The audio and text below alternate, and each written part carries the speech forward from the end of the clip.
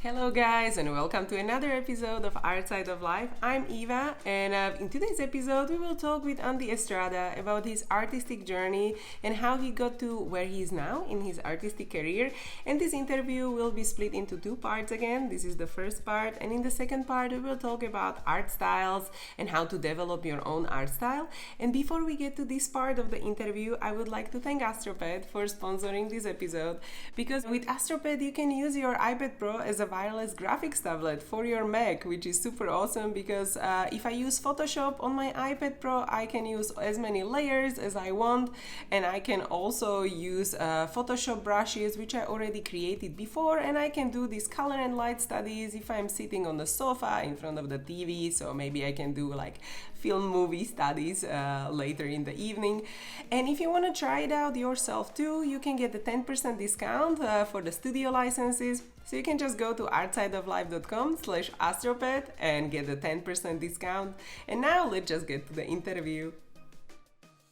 So welcome everyone to the next episode of Outside of Life, and I'm super happy to have Andy here. Hello! Hello, this is really cool. Thank you. Oh, thank you so much for joining, because your art is amazing. I love all your characters. They are so fun to look at. And so I'm sure a lot of people would like to know more about you and your, creative flow and everything. So let's just start with your, background and how you got to art. And I would like to know what were kind of the biggest decisions you had to go through or, do in order to get where you are now. Let's see. Well, I'm from El Paso, Texas, which is a border town to Mexico, and there wasn't really any art schools there. Mm-hmm. So I would say the biggest decision was packing up my stuff and moving to Dallas, where I started art school here. Yeah. And how did you choose then the art school? Someone recommended you where to go? Yeah, in college back in El Paso, my counselor said there was no such thing as animation courses here. And she handed me a pamphlet for the Art Institute. Yeah. And I had no idea about, that was the first time I learned that there was such thing as art school. Yeah, wow. So I just called and I just moved. And so how was it for you, from the learning process and to getting the first art paid job? What was it? Like kind of how was the transition for you, or how did you find the first paid artistic job? It was a big transition. After you graduate from art school, mm-hmm. you're just scared of like, did I just waste the last 4 years, or mm-hmm. is this really going to work out? But I started applying for every job I could. I graduated as an animator. Yeah. But my first job was in advertising. Mm-hmm. And they were looking for a 3D modeler. Yeah. And I only had taken 2 classes just to learn the basics of 3ds Max. Yeah. But I still applied for it. And I showed, like, sure, let's do this. So I showed up to my interview, and he was just like, "Are you serious?" I was like, "Yeah, I don't know how to model, but I can draw." And I showed him my sketchbook, and he looked through it. And then that day, he sat me down, and I was drawing Skylanders. Oh wow, that's awesome. Yeah, you just gotta knock on doors. Oh wow, yeah, so that's really good, because then you were proactive and you're like, okay, maybe it will work out, maybe not, I don't know, but let's see. You just gotta knock on doors. And so how is it for you now? What do you live from mainly? What type of maybe client work do you do? Or what are your kind of income streams, like selling prints or, product and all of this? If you can mention, like, how do you combine stuff? Yeah, I don't really like doing freelance because it takes me away from my personal drawings, and it takes me away from doing anything with Instagram. Yeah. But I'm a full-time animator at an educational software company. Ah, cool. And yeah, we do. It's called iStation. Yeah. We do learning games for children, and where they read and help them write. And I'm one of the lead artists up there. Ah, Ah, nice, nice. So, and then, so how did you get from that first job to this one? Well, I interned there. I was unpaid intern there for a year, Hmm. and then I left that when I graduated because I needed a paid job. Yeah. And then one of my buddies called me saying that there was an opening, and I just applied, and Hmm. it was I was back there.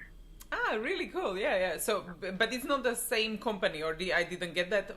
Is it the same company you started after school and then you are working now? No, no, No, no. no, right. So it's two different companies. Two different companies, yeah. Oh, yeah, yeah, cool. And so if you would kind of start again in this, like the whole process, what would be kind of the advice you would give to yourself, before starting out the whole artistic career? I would tell myself to know what you're getting into because I had no idea. The first art class I ever took was in college. Hmm. So I didn't know I didn't even know what Photoshop was. I had no idea. All my drawings were on paper. Yeah. So I would tell myself to go in there with a purpose, Hmm. like this is where you're at, and in these 4 years, this is where you need to be. Yeah. So to just know what you're getting into. Yeah, definitely. So And it's yeah, sorry. no, yeah, that's it. I was just wondering now, were you planning on, creating all the characters in your free time? Did you have like a mission on like, okay, this is going to be my challenge and I will grow my Instagram, or, like this is the world I'm creating? Was there some like strategy behind all the creations? What do you have on the social media? Yeah, kind of. Instagram. Some buddies at work started doing Instagram, and Mm-hmm. I was seeing all the the traction they were getting, and so I decided to I'm gonna put my art out there and let's just see what happens. Yeah. And before I did it though, I was looking at people who were already on Instagram and how they were doing it, and everyone everyone is amazing on Instagram. Everyone's doing characters, everyone's doing layouts. And I saw that the people who were really getting any traction were people who were doing their own thing, like Jake Parker has the robots, Mm-hmm. um, Mel has like all the girls he draws, and Loesch has the girls. So I thought I needed some kind of like my own thing. Yeah. So I kind of wanted to relate with the audience instead of them having see like a cool picture. I wanted them to see the message first, not so much the drawing. Yeah, yeah. So, yeah, so everything was like the character's either tired or the character doesn't want to wake up for work or he's kind of hungry. So I try to wrap my drawing with some kind of message that people can relate to throughout the day. Yeah, yeah. Oh, definitely. That's really like makes sense, right? So when you want to kind of connect emotionally with the audience, like they can relate to it. But how did you also do it with like a full-time job and keeping up with the social media? Like because of course you have to have some kind of like income stream where you can live from, and if the drawings you are posting online that you cannot live from yet, right? So how did you split the time, or how did you organize yourself in that sense? Yeah, well, at first Instagram was just a hobby, and the drawings that I post on there were drawings that I would do during my lunchtime or Mm-hmm. during my downtime at work. Yeah. But as it kept rolling, Instagram started becoming a job, so That's cool. I would get to work a little earlier or stay a little later, and then just do a quick sketch because all my stuff is just pretty much quick. They're pretty much done within an hour. And yeah, so how did you decide then what to sell from your artworks? How to build a store? What was the thinking behind that one? I just saw everyone else doing it. My coworker, he started building a book for CTN, Mm-hmm.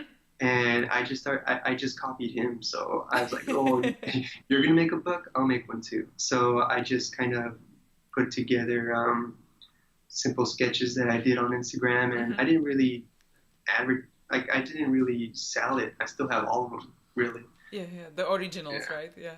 Yeah, I just did it because I saw people doing it on Instagram. I didn't want to fall behind. Oh, that's cool. Yeah, so like, yeah, let's do it, right, for the convention. Yeah. But yeah, that makes sense. And yeah, so we will talk more about the art process, your thinking and inspiration and character creation in the second part of the interview. So thank you guys for watching for now, and hope you are now inspired. And so see you guys in the next video. Bye.